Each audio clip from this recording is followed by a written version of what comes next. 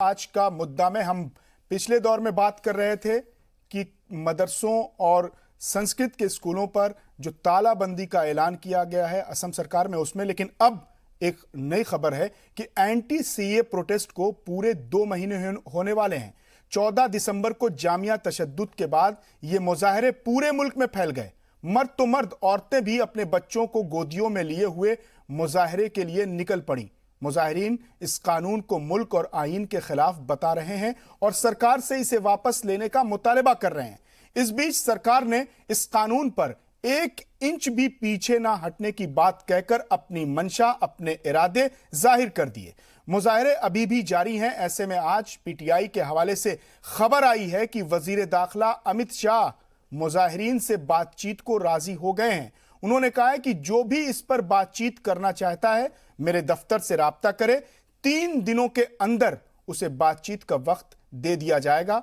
उनके बयान के बाद अगला कदम क्या होगा, क्या बात बनेगी या बेनतीजा रहेगी, इसी पर अब हम बात करेंगे। हमारे तमाम मेहमान हमारे साथ बने हुए हैं। यासिर जिलानी साहब, वजीर दाखिला ने अपनी जो रैलियों में कहा, पार्लियामेंट में भी कहा और रैलियों में उन्होंने कहा कि हम 1 इंच भी पीछे नहीं हटेंगे। ताल ठोक कर कहते हैं, सीना ठोक कर कहते हैं कि ये कानून हम ले आए हैं और ये नाफिज है और इसमें हम पीछे हटने की गुंजाइश नहीं है। तो अब उन्होंने जो बातचीत का इशारा दिया है, आपको लगता है कि मुजाहिरीन वजीर दाखिला से मिलेंगे तो बातचीत होगी? तो किस तरह की बातचीत होगी? क्या मुजाहिरीन कोई बीच के रास्ते की बात करेंगे या सीधे सीधे मुजाहिरीन कहेंगे कि नहीं, आप ये कानून वापस ले लीजिए? और वजीर दाखिला की तरफ से इसका क्या रद्द-ए-अमल हो सकता है?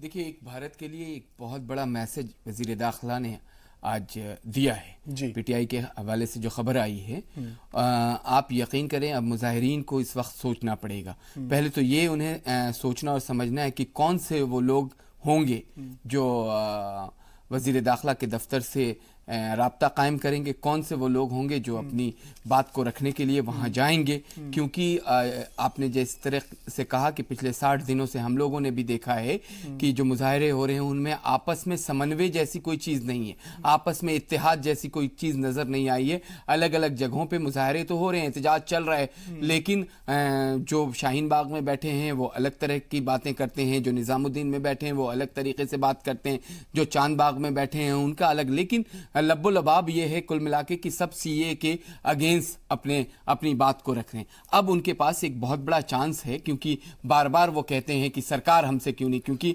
हमारे जो एक और वजीर जो हैं लॉ मिनिस्टर, उन्होंने भी कहा था कि आप आइए हमसे राब्ता कायम करिए, लेकिन आपने राब्ता नहीं कायम किया।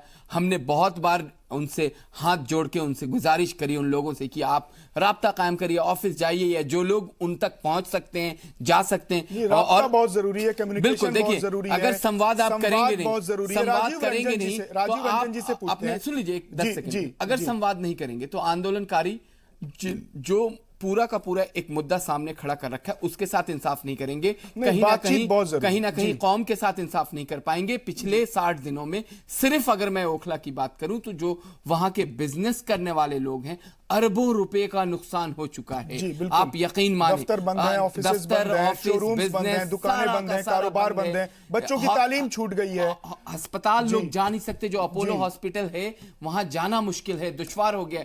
तो ये वहां के अब एहतजाज करने वालों को सोचना होगा, और अगर जल्दी से जल्दी बात रखेंगे तो मुझे लगता है कि अगर वजीर दाखिला ने आपको बुलाया है, आपको एक तरीके से दावत दी है, तो ये मौका है आपके लिए, क्योंकि इसके बाद अगर आप नहीं जाते हैं तो फिर हम आपसे सवाल करेंगे कि आपका मंशा क्या है या आपके पीछे कौन लोग हैं। राजीव रंजन जी, सियासी तज्जियाकार इस वक्त हमारे साथ मौजूद हैं। राजीव जी, आपको क्या लगता है कि किस तरह की बातचीत होगी? क्या सरकार ये कानून वापस लेने के लिए राजी होगी? क्योंकि मुजाहिरीन उससे नीचे बात करने को तैयार नहीं है और वो उनका मुतालबा है कि ये कानून मुल्क के खिलाफ है, आईन के खिलाफ है, ये स्याह कानून है, ये काला कानून है। वो कह रहे हैं कि हम अपनी शहरियत के छिन जाने के डर से नहीं, बल्कि हम संविधान को बचाने के लिए लड़ रहे हैं। तो आपको क्या लगता है कि किस सिमत में ये बातचीत जाएगी? सबसे पहले तो मैं अमित शाह जी को भी इसमें मैं खुशी जाहिर करता हूं कि उन्होंने स्टेप आगे किया, क्योंकि इस देश के वो नेता हैं, हमारे गृह मंत्री हैं, और उनके सारे जितने भी लोग हैं, अगर उनके लिए उन्होंने कहा कि मैं बात करूंगा, तो इसमें मैं समझता हूं कि बहुत अच्छा पहल है। अगर इससे पहले भी पहल लिया गया होता तो इसमें कोई बुराई नहीं थी कि इसमें। तो अब नंबर 2 बात आती है कि अब क्या बात होगी, मुद्दा क्या होगी। जाहिर सी बात है कि अमित शाह जी का जो स्टैंड है एक अलग है, और हमारे जितने भी भाई बहन जो बैठे हैं, जो शाहीन बाग या शाहीन बाग जैसे और भी जगह है जहां बैठे हुए हैं, उनका मुद्दा एक अपना है। उनका मुद्दा एक कहना है कि नहीं, सीएए हमारे अगेंस्ट है, हमारे देश के अगेंस्ट है, हमारे संविधान के अगेंस्ट है। अब ये बात नेचुरल सी बात है कि जब हमारा संवाद एक दूसरे से होता है, हो सकता है कि हमारे जितने प्रोटेस्ट करने वाले भाई बहन बैठे हैं उनको अभी कुछ बातें में भ्रम पैदा हो रहा होगा, क्योंकि मैंने 1-3 आपके चैनल से ही देख रहा था कि कुछ हमारी बहनें जो वहां बैठी थी वो कह रही थी कि अगर सरकार हमें इस बात को कहे अपने संसद से या अपने उनके जो प्रतिनिधि कहे कि नहीं जी ऐसा नहीं होना है, आगे किसी तरह का कोई आपके अगेंस्ट कुछ नहीं हो सकता है, एक कानूनी प्रक्रिया नहीं हो सकती, जो उनको भ्रम फैलाया गया है जो पॉलिटिकली। तो मैं समझता हूं कि अगर दोनों पार्टी बैठेगी, एक तो गवर्नमेंट ही है और दूसरी पार्टी जो प्रोटेस्ट कर रहे हैं, अगर इसमें इतना भी, मैं जहां तक मेरा एक अनुभव है, एक्सपीरियंस है कि निश्चित रूप से जो प्रोटेस्ट कर रहे हैं वो माननीय अमित शाह जी गृह मंत्री जी हैं, वो अपनी बात उनके पास रखेंगे, उनके बात को समझाएंगे कि सीए है क्या, इससे आपका क्या हो सकता है, इसमें आपका लॉसेस क्या है। तो निश्चित रूप से मैं समझता हूं कि वो पॉजिटिवली वो समझेंगे और समझने के बाद अपना जो धरना प्रदर्शन है वो वापस ले लेंगे। चलिए ठीक है। मंजूर ज़ियाई साहब भी हमारे साथ स्काइप पर लगातार बने हुए हैं। मंजूर ज़ियाई साहब, वजीर दाखिला ने मुजाहिरीन को दावत दी है, तो मुजाहिरीन का जो वफ्द जाएगा, जो डेलीगेशन जाएगा, उनकी तैयारी क्या होगी? वो किन निकात पर बात करेंगे? उनके क्या क्या मुतालिबात हैं? अगर आप कुछ रहनुमाई कर सकें, कुछ बता सकें कि इस तरह की मुतालिबात पेश किए जा सकते हैं, इतने निकात उसमें शामिल होंगे और ये शर्तें रखी जाएंगी, तो किस तरह की बातचीत होगी? डेलीगेशन में कौन लोग जा सकते हैं? अब्बास साहब, 2 बातें हैं। सबसे इम्पोर्टेंट ये है, आज से 1 महीने कबल मैंने बजाते खुद चैनल के हवाले से और वज़ीर दाखिला के ऑफिस से बात करने की कोशिश की, और कहा गया था हमारी तरफ से और हमारे उलमा की जानिब से कि एक ऐसी सूरत हाल हो जिस दरमियान में अगर हमारे दरमियान कुछ शुबहात हैं तो शुबहात को वज़ीर दाखिला खत्म। शुबहात 3-4 किस्म के हैं जो बहुत ज़्यादा लोगों को तशवीश में मुब्तला करते हैं। वो शुबहात ये है क्या सीएए के जरिए से गैर मुस्लिम भाइयों को यहाँ की जगह पर दे दी जाएगी, यहाँ की नागरिकता मिल जाएगी और मुसलमानों को उसे दरगुजर कर दिया जाएगा और उसको सर्टिफिकेट सेंटर में डाल दिया जाएगा। इस तरीके की जो शुबहात है इसको क्लियर करना होगा। दूसरा ये कि मुसलमान का मसला नहीं है, मुसलमानों के साथ साथ दलित भाई जो परेशान हाल है उनको भी ये लगने लगा है कि हमें इसके जरिए तकलीफ होगी। एनआरसी इसके बाद लाई जाएगी, जैसा कि वज़ीर दाखिला साहब ने कहा था, पहले सीए आएगा, फिर एनपीआर आएगा, फिर एनआरसी आएगा। तो इस तरीके के जो उनके जवाबात हैं, उनके सवालात थे, और उन्होंने जो पार्लियामेंट के पेज पे कहा था उसको खत्म कर दिया जाए। उसकी सबके जो सवालात हैं जो लोगों के जहन में उभर करके आते हैं, ये तशवीश है हम सबके, अगर इस तशवीश को दूर कर दिया जाए मुझे लगता है कि मामला हल हो जाएगा। और अगर ये संविधान से नहीं टकरा है तो संविधान से टकरा रहा है या नहीं टकरा रहा है वो तो सुप्रीम कोर्ट उस केस को देख रहा है और मुझे लगता है बहुत जल्दी उस पर कार्रवाई भी होगी और देखा भी जाएगा। लेकिन वज़ीर दाखिला ने तो स्टेप लिया है, देर आया दुरुस्त आया। अगर ये उन्होंने कहा है कि मिल करके बात करें तो देखिए, बात करने से बात बनती है, अगर बात होगी तो यकीनन बात होगा। फिर मिलेंगे कौन उनसे? मुल्क के वो लोग जिन लोगों को इस बारे में तशवीश है कि हमें परेशानी का सामना है, चाहे मुसलमान हो, दलित हो, साथ मिलकर के उनसे बात करें।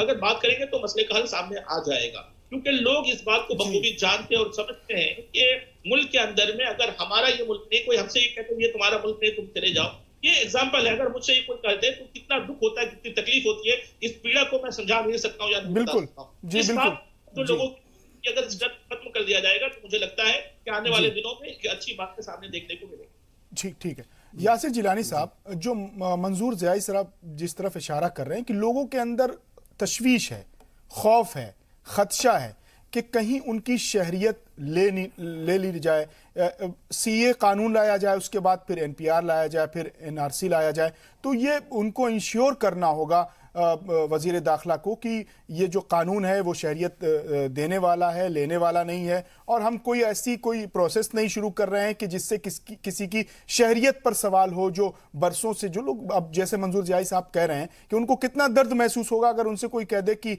आप इस मुल्क को छोड़ के चले जाइए। ये सिर्फ उनकी आवाज़, ये सिर्फ उनका सदा नहीं है, बल्कि ये जो मुजाहिरीन हैं उनकी ये आवाज है कि हम इसी मुल्क में रहे, यहीं पर हमारे आबाओ अजदाद की कब्रें हैं, अब आज हमसे इस मुल्क में मेरे होने का सबूत मांग रहे हैं। तो ये खौफ है लोगों में। देखिए, जो तशवीश है मुजाहिरीन की, और जो उन्होंने बार बार, जो वहाँ की दादियाँ बैठी हुई हैं, जो वहाँ पे फूफियाँ बैठी हुई हैं, जो खालाएँ बैठी हुई हैं, जो हमारी बहनें बैठी हुई हैं, उन्होंने बार बार कहा कि सरकार का कोई बड़ा नुमाइंदा अगर आगे आता है तो हम लोग, देखिए मसला क्या हो गया है कि इस वक्त वहाँ पे जो सोच है वो बढ़ गई है।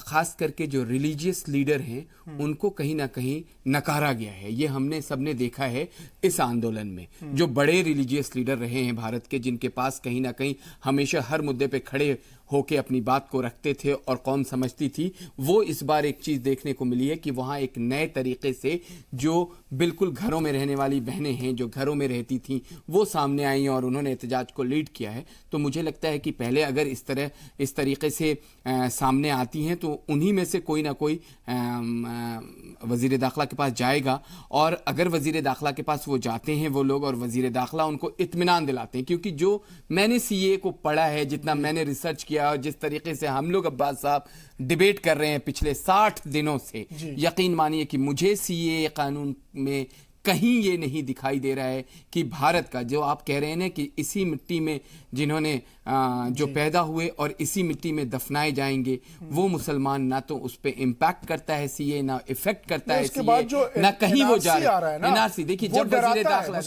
अगर वजीर आजम ने कहा कि एनआरसी जैसी कोई चीज अभी नहीं है, संसद से भी बोल दिया गया, गृह मंत्रालय के एक जवाब में संसद में पिछले दिनों ये कहा गया है, मजबूती के साथ कहा गया है, तो आपको अपने वजीर दाखिला यानी गृह मंत्री और प्रधानमंत्री पे यकीन करना नहीं, लेकिन वजीर दाखिला ने फिर पार्लियामेंट में तो ये कहा ना, दोनों ऐवानों में ये कहा कि एनआरसी आएगा, पूरे मुल्क में एनआरसी नाफिज होगा, मुल्क के कोने कोने से घुसपैठिए निकाले जाएंगे। बताइए कि ये जो एहतजाज चल रहा है 60 दिन से, आज ये हम यहाँ तक आप आ गए कि वजीर दाखिला ने कहा है कि आप आइए, हम आपसे मुलाकात करते हैं, आप हमारे से राब्ता कायम करिए। तो आखिर उन्होंने कुछ सोचा है, भारत के लोगों के लिए सोचा है।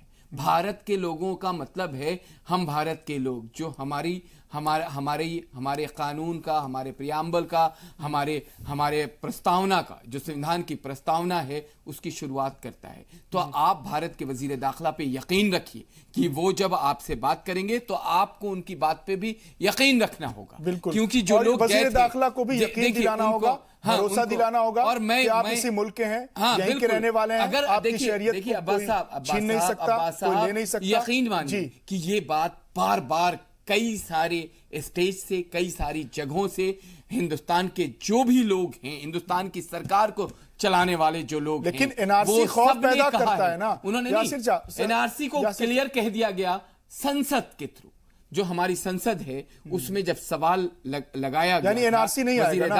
वजीर दाखिला के ऑफिस की तरफ से आप इंश्योर कर रहे हैं, बिल्कुल एनआरसी नहीं आएगा, एनआरसी नहीं आएगा, और एनआरसी का कोई इस वक्त कहीं पे कोई लेना देना नहीं है। और मैं सिर्फ अपने लोगों से, जो शाहीन बाग में मुजाहिरीन बैठे हुए हैं, उनसे मेरी गुजारिश है कि आप इस मौके को कोशिश करिए कि उनसे राब्ता करें, आप बात करें और लोगों को, क्योंकि अगर आप गए नहीं तो फिर हमारे सवाल का जवाब भी आपको देना होगा, क्योंकि फिर ये नहीं, मुलाकात बहुत जरूरी है। अब्बास साहब, ये क्वेश्चन सामने आएगा कि आप जो मुजाहिरा कर रहे हैं ये फिर आपका अपना मुजाहिरा नहीं है, कोई ना कोई आपको गाइड कर रहा है। तो मेरी तमाम शाहीन बाग से, आपके जी सलाम के माध्यम से, मैं शाहीन बाग के हमारी बहनों को, हमारी खालाओं को, फूफियों को और दादियों को, मुफ्ती मंजूर ज़ियाई साहब कुछ कहना चाह रहे हैं। मुफ्ती मंजूर ज़ियाई साहब कुछ कहना चाह रहे हैं और बात करें। मुफ्ती मंजूर ज़ियाई साहब, जी हाँ, बोलिए।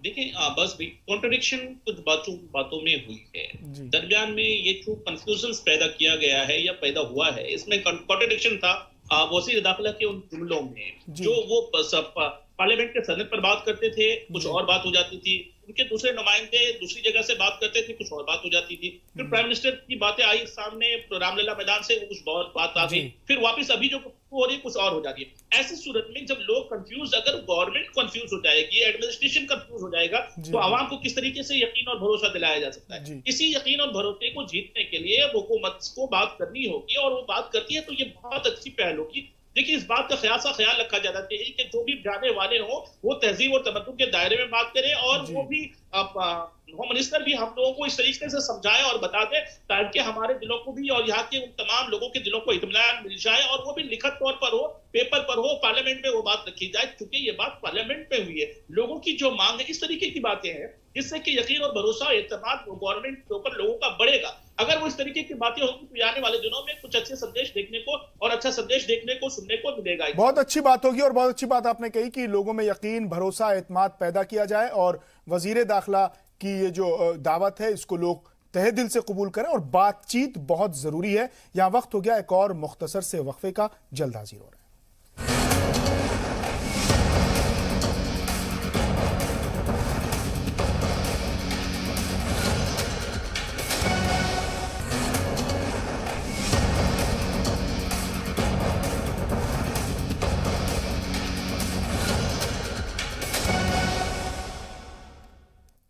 वक्फे के बाद एक बार फिर आपका इस्तकबाल है। हम लगातार बात कर रहे हैं कि एंटी सीए मुजाहिरीन को वजीर दाखिला ने दावत दी है। इस दावत में क्या बातचीत होगी, इस पर हम बात कर रहे हैं। राजीव रंजन जी भी हमारे साथ लगातार बने हुए हैं, यासिर जिलानी साहब बने हुए हैं, मंजूर ज़ियाई साहब स्काइप पे हमारे साथ जुड़े हुए हैं। राजीव रंजन जी, आपने बहुत देर से खामोश हैं और सबकी बातें सुन रहे थे। आपको क्या लगता है कि ये जो डेलीगेशन, ये वफ्द जाएगा, जो मुलाकात होगी, तो किस तरह, क्या ये बातचीत कुछ पॉजिटिव वे में होगी, कुछ रास्ता निकलेगा, या बेनतीजा मुलाकात? नहीं, रास्ता निकलेगा। एक्चुअली बातचीत एक ऐसा एक आप प्रक्रिया होता है जिसके थ्रू आप देखते हैं कि आज तक बहुत बड़ा से बड़ा मुद्दा को बातचीत के जरिए निपटाया गया, और ये जो व्यवस्था आपने देखा है हर जगह है। कोर्ट में भी इस तरह की व्यवस्था दी गई है कि आप अगर किसी भी तरह का मामला उलझ जाता है, मामला सुलझ नहीं पाता है, तो बात जरिए के मीडिएशन के जरिए भी आप बैठ के सुलझा सकते हैं। जहां तक सीएए का मामला है, सबको पता है कि इसमें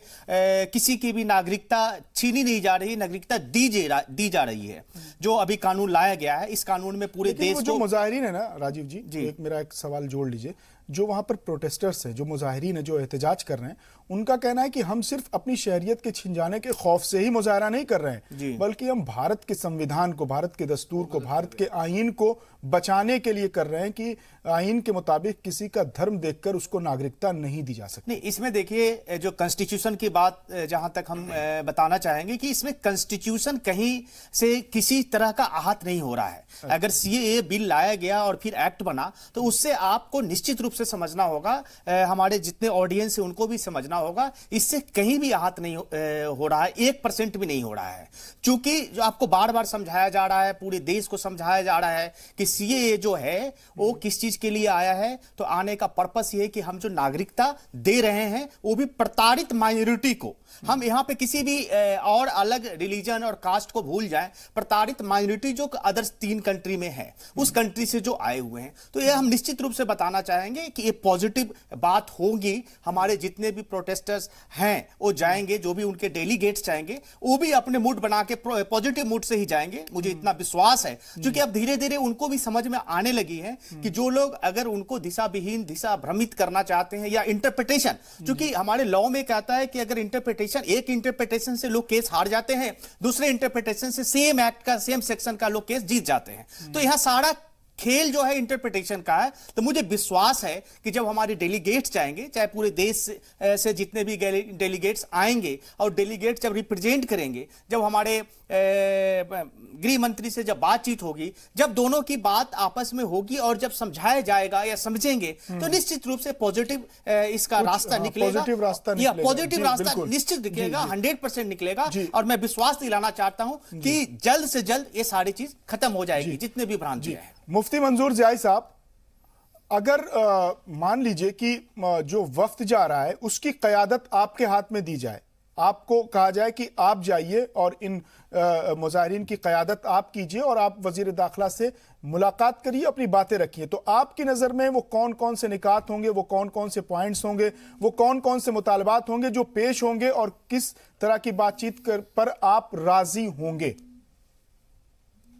देखिए अब्बास साहब, ये तो बहुत बड़ी बात आपने रखी है हमारे सामने। मैं as a Mufti, as a जिम्मेदार अपनी बात सिर्फ रख सकता हूँ, लेकिन इम्पोर्टेंट अपनी क़यादत को साइड में रखते हैं, क्योंकि क़यादत तो हमारी बहनों ने ले रखा है और औरतों ने संभाल रखा है। मैं दो बातें सिर्फ कहना चाहूंगा। तो वजीर दाखिला इस मुल्क के अजीम मुल्क के वजीर दाखिला है और इस अजीम अवाम के अंदर में कहीं कंफ्यूजन है।